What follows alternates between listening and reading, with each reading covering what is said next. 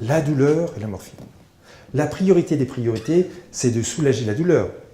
Bon, moi, j'ai pas vu beaucoup de personnes en 16 ans qui meurent la fleur au fusil avec un grand sourire, chic chic, je vais revoir l'Éternel.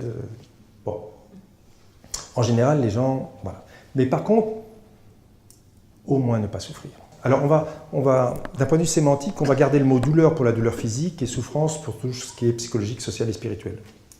Pour la douleur, là aussi, bon, on a des progrès à faire, nous, en tant que soignants, sur l'évaluation de la douleur. Parce que pour bien traiter une douleur, il faut bien l'évaluer. Et très souvent, nous, soignants ou médecins, pour la douleur, bon, il a mal, ou dans les dossiers de soins, on voit il a mal plus, ou il a mal 6 sur 10. Bon, là, on ne fait que évaluer une intensité. Mais pour évaluer correctement une douleur, il a mal où, quand, depuis quand, comment, pourquoi, quelle est la cause de la douleur, dans le comment, est-ce que c'est une douleur nociceptive, est-ce que c'est une douleur neuropathique, les traitements ne sont pas les mêmes. Donc là, il y a une évaluation à faire. Et puis, il y a les traitements. Et les traitements, donc vous savez que la morphine est un des médicaments qui est très important dans les douleurs rebelles dans les fins de vie. Et la morphine, alors là, c'est difficile pour les familles. On a vu des familles qui, vis-à-vis de la morphine, ah non, vous n'avez pas lui donner ça. Hein, nous, il y a oncle Albert, il a eu de la morphine, il était zombie, et puis il est mort 48 heures après. Hein. Il n'en est pas à ce stade-là. Il y a des peurs vis-à-vis de la morphine.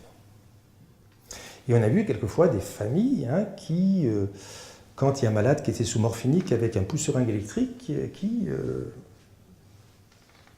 diminuait un peu, profitant que les soignants étaient partis, diminuait. Peur de la morphine.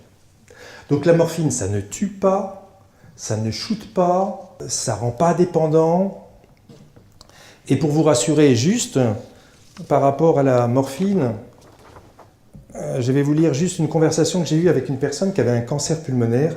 Une personne qui n'était pas sous 175, pas sur 200, pas sur 300, qui était sous 6000 mg jour. Opéré d'un poumon, mais c'était sur l'autre poumon, son cancer. Voilà sa conversation. J'ai enlevé mes questions, j'ai gardé ses réponses.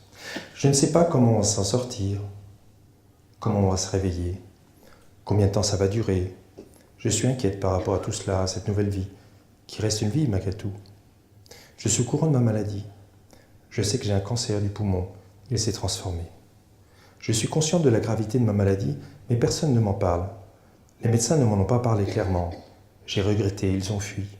Ils n'osent pas dire les choses, pourtant j'étais prête à affronter ces choses, même si ça devait être de mauvaises nouvelles. J'ai conscience que l'on ne pourra pas me guérir. Je pense que la mort était une été possible. J'aimerais bien qu'on en parle. J'ai un mari, 3 enfants, 2 garçons et une fille, Nicolas l'aîné, Dorothée et Julien. J'aimerais bien voir mon mari. Est-ce que vous trouvez qu'elle est shootée? Elle a toute sa tête avec 6000 mg de morphine orale jour. Madame Michu, peut-être avec 20 mg, elle va être surdosée. La bonne dose, c'est celle qui soulage le patient.